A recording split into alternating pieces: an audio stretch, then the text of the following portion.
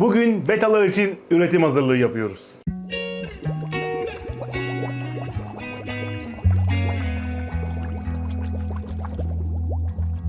Selamlar, ben Murat. Bu kanalda kendi akvaryum balığı markamı kurmaya çalışıyorum. Bana destek olmak için aşağıdan kanalıma abone olabilirsiniz.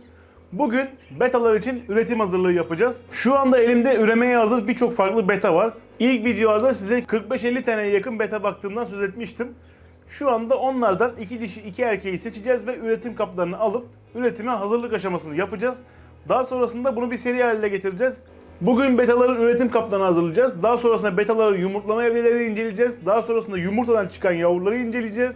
Ve son olarak bu yavruları bu kanalda hep birlikte büyüteceğiz. Bu seri aslında riskli serilerden bir tanesi. Çünkü her zaman betaları üretmek başarıyla sonuçlanmıyor. Bu yüzden biz elimizden gelen en iyi imkanları sağlayacağız ve gerisini bir tık şansa bırakacağız diyebilirim.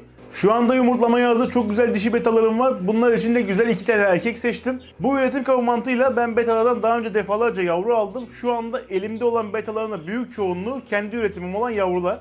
Şimdi lafı burada fazla uzatmadan betaların üretim kaplarını hazırlayalım. Dişi ve erkekleri bir araya alalım. Bakalım hareketleri nasıl olacak? Ben erkeklerin dişlere çok iyi tepkiler vereceğini düşünüyorum. Çünkü şu anda bile kendi kaplarında devasa köpük yuvalar yapıyorlar. Umarım bu seride başarılı olacağız.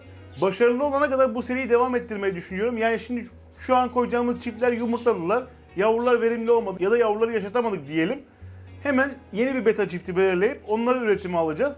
Bu seride mutlaka beta yavrularını büyüteceğiz. O yüzden aşama aşama hepsini göreceksiniz aslında. Başarılı olduğum durumlarda, başarısız olduğum durumlarda göreceksiniz.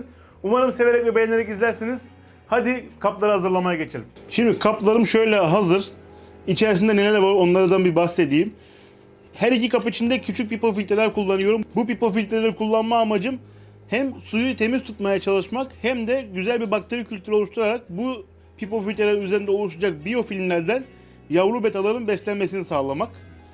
Şöyle ufak hava ayarlamak için aparatlarım var. Şurada bir kap var. Bunun içerisinde yine biyofilm oluşturmak için Javamos var. Bunu ikiye bölerek kullanacağım.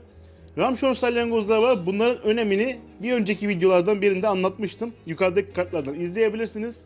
Bu salyangozlar da dibe çöken fazla yemleri yiyerek aslında suyumuzun bozulmasını engelleyecekler. Yavrulara ve yumurtalara bir zarar vermiyorlar. Defalarca kez denedim. Şimdi de yine onları kullanacağım. 4 tane salyangoz var. Her kap için 2'şer tane koyacağım. Bunun dışında rahat yuva yapabilmeleri için şöyle küçük baloncuklu poşetler kestim. Bunları da bir köşeye sabitleyeceğim ki altına rahat bir şekilde yuva yapabilsinler. Bu köpük yuva bizim yavrularımızın geleceği olacak. O yüzden bu parçalar önemli. Şimdi tüm parçaları paylaştırayım. Hava motorlarımızı bağlayalım. Erkek betalarımızı kaplara alalım. Daha sonra dişleri getirelim.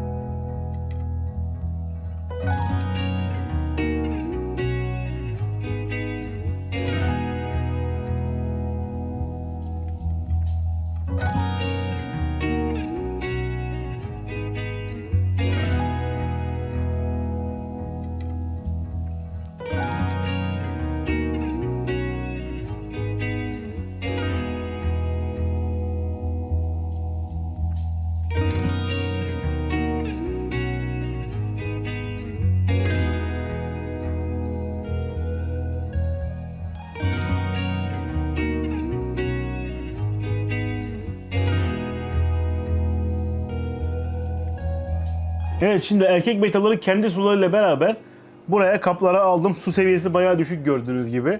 Şurada kırmızı erkeğimiz var. Çok güzel half moon bir erkek ve full red. Bundan daha önce yavru aldım ama büyütmek nasip olmadı. Şimdi hep beraber bu seride büyütmeye çalışacağız bakalım. Bir de beyaz güzel bir erkeğimiz var.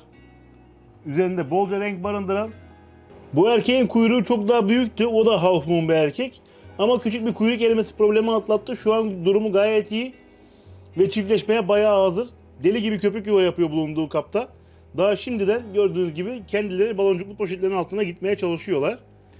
Dişileri şöyle göstermeye çalışayım bir de. Şöyle güzel dop dolu bir dişimiz var. Bu mavi siyah arası bir renk. Bunu kırmızı ile atacağım çünkü ciddi şekilde üstten bakarsak görebiliriz. Ciddi şekilde yumurta barındırıyor karnında. Kırmızı erkek tecrübeli. Bundan güzel yavrular alacağımızı düşünüyorum.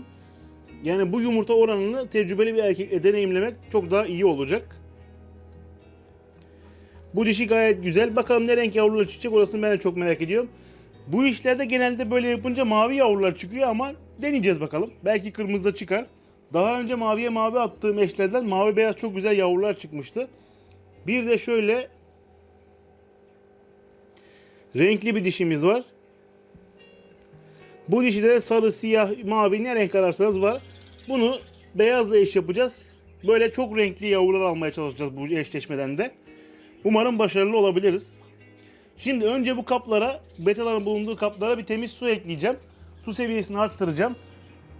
Sonrasında tanenli suyu ekleyeceğim. Bu sular tamamen sarıya dönecekler. Bu tanen sayesinde çok daha kaliteli köpük yuvalar yapabilecek betalarımız. Aynı zamanda antibakteriyel özelliği sayesinde de yumurtalar mantarlaşmadan yavruya dönüşecekler. Şimdi aşağı yukarı kabın işte erkek betanın kendi suyu kadar bir temiz su ekleyeceğim. Bir o kadar da tanenli hazırladığım sudan ekleyeceğim. Tanenin betalar için önemini de bir videoda anlatmıştım. Onu da yukarıdaki kartlardan izleyebilirsiniz. Şimdi bir temiz su ekleyelim bu kaplara.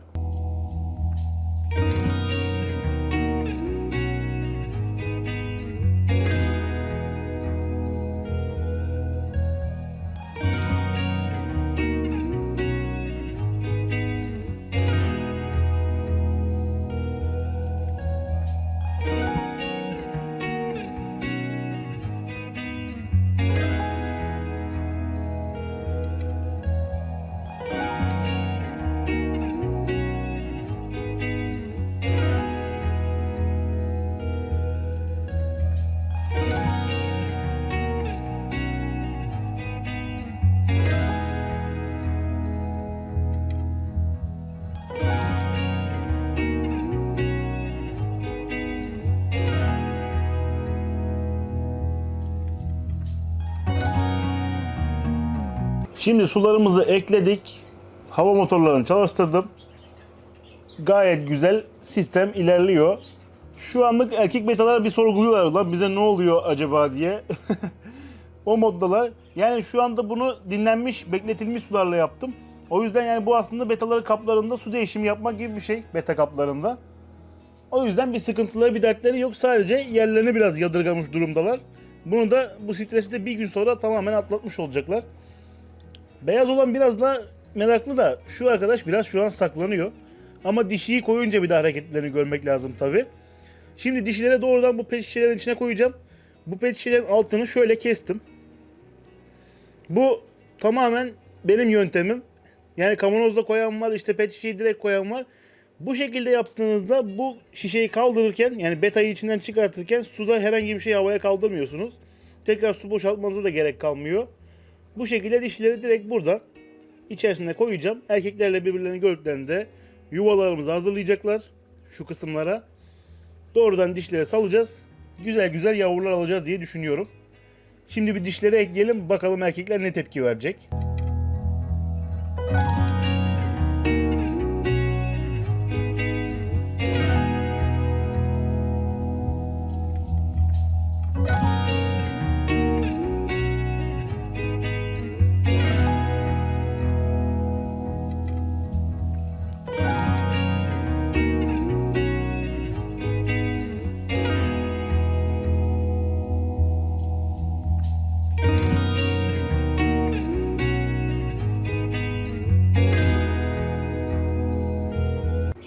Evet, dişi betalar da sularla buluştular. Artık erkeklerin tepki vermesini, onları fark etmesini bekleyeceğiz. Bu biraz zaman alabilir çünkü hepsi için, yani 4 beta içinde bir değişiklik olmuş oldu burada. Hem ortam değişti, hem sular değişti. Bu yüzden birazcık böyle zaman alabilir bu reaksiyon vermeleri, birbirlerine tepki vermeleri. Şimdilik bekleyeceğiz. Kırmızı erkekte bir hareketlilik var şu an. Dişiyi fark etti artık. Şimdi ilk 20 dakikanın sonunda kırmızı erkek artık gövde gösterisi yapmaya başladı. Diğerlerinin biraz daha zamanı var sanki ama bu arkadaş artık ben hazırım demeye başladı. Yani ben yarım saat yalnız bırakayım dedim. Bir 10 dakika sonra kontrole geldim. Şu anda hareketlenme bayağı iyi gidiyor. Dişiye gayet ilgi gösteriyor. Yuvaya ilgi gösteriyor. Sürekli böyle bir kuyruğunu kabartarak kıvrak dansını sergiliyor. Maşallah gerçekten çok da güzel erkek. Dişisi de full dolu. Bakalım, yani bunlardan en kötü 2 gün içerisinde yumurta alırız diye düşünüyorum. Biraz daha birbirlerine adapte olsunlar. Biraz daha şu süreci gözlemleyelim. Erkek devamlı dişinin olduğu kabın etrafında geziyor bu arada. Bunlar hep güzel haberler.